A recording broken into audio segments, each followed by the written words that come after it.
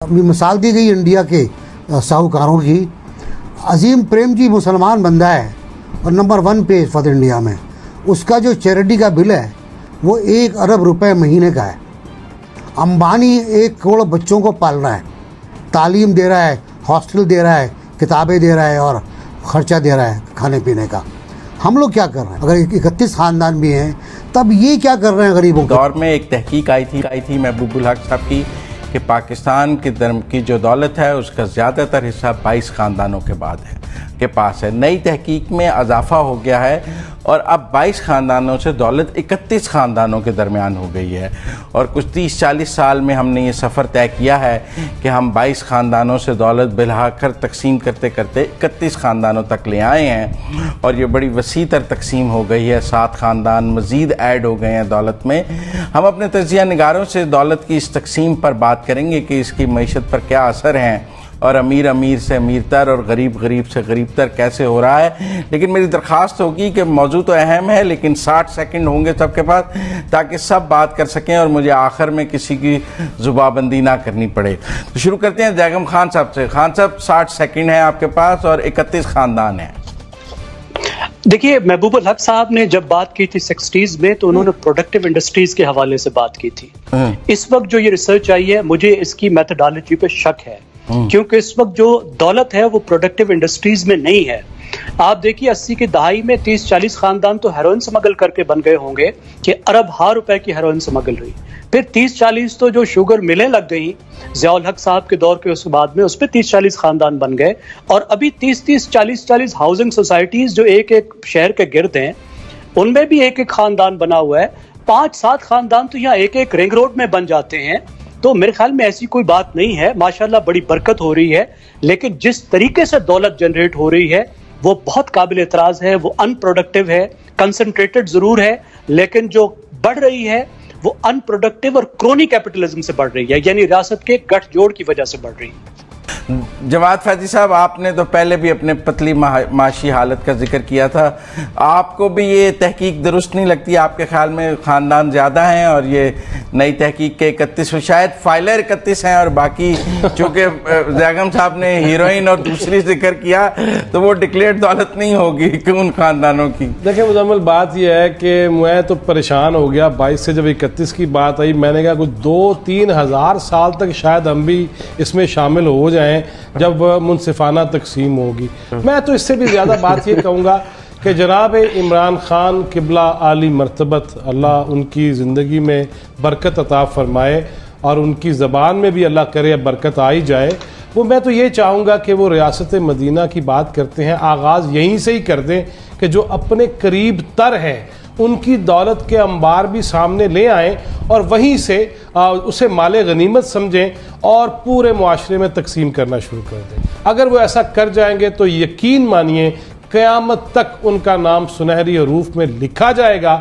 اور اب کوئی الہامی کتاب تو نہیں آ سکتی لیکن قیامت کے بعد اللہ تعالیٰ ان کے اجر میں اتنا اضافہ کر دیں گے جو بڑی بڑی اہم شخصیات کی. نسیم صدیقی صاحب, وہ کہتے ہیں عمران خان مطلب حکمران اپنی دولت غربا میں بانٹیں اور دولت کی تقسیم خود بخود شروع ہو جائے گی.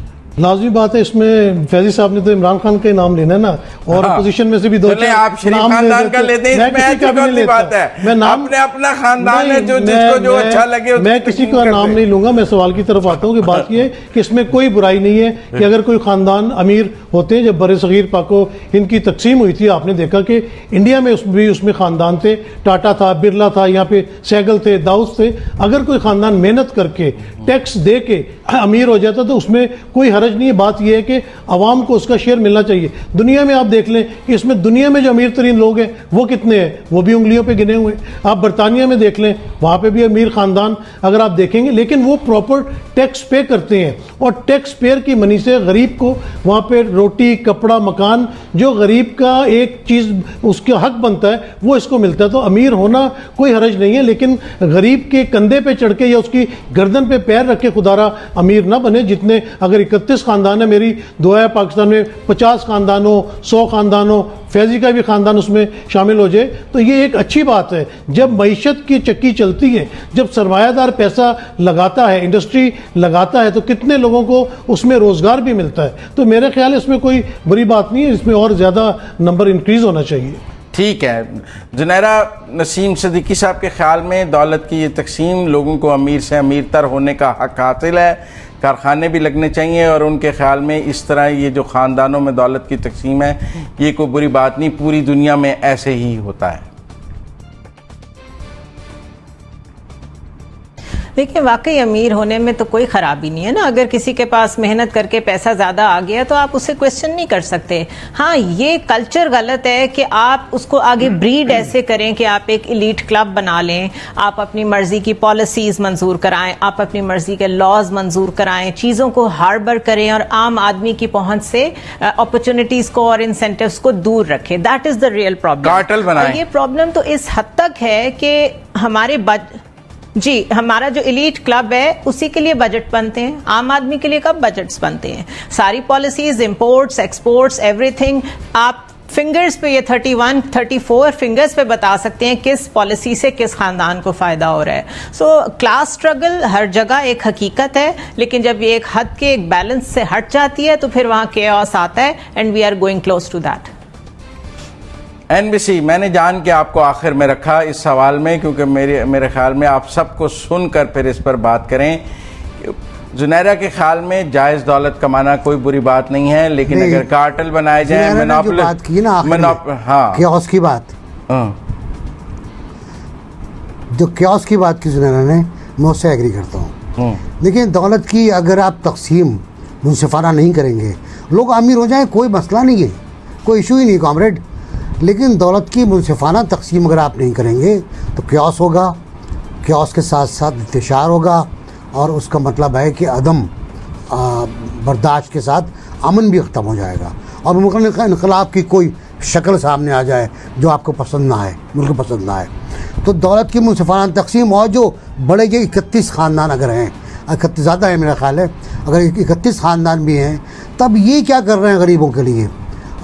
مثال دی گئی انڈیا کے ساہوکاروں کی۔ عظیم پریم جی مسلمان بندہ ہے اور نمبر 1 پہ اس وقت انڈیا میں، اس کا جو چیریٹی کا بل ہے وہ 1 ارب روپے مہینے کا ہے۔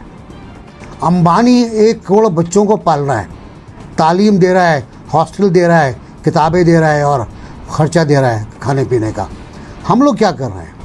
یہ دولت جو ہے یہ کس طرح، مطلب وہ دولت بھی لے لو مگر چھین لو مجھ سے میری جوانی، لوٹا دو بچپن پیارا، وہ زمانہ واپس نہیں آنے والا۔ لیکن وقت کی کمی ہے، میں آپ کو، اس ملک میں امن کبھی نہیں آئے گا۔ ٹھیک ہے، جو دولت کی تقسیم منصفانہ ہونی چاہیے اور سب کو ترقی کرنے کے جو مواقع ہیں وہ یکساں ہونے چاہیے، ان میں دولت کمانے کے مواقع بھی ریاست کی طرف سے یکساں دیے جانے ضروری ہیں۔ جب خاندانوں کو پریویلیج حاصل ہوگا اور کوئی ان پریویلیج رہے گا، پھر غیر منصفانہ ہوگی۔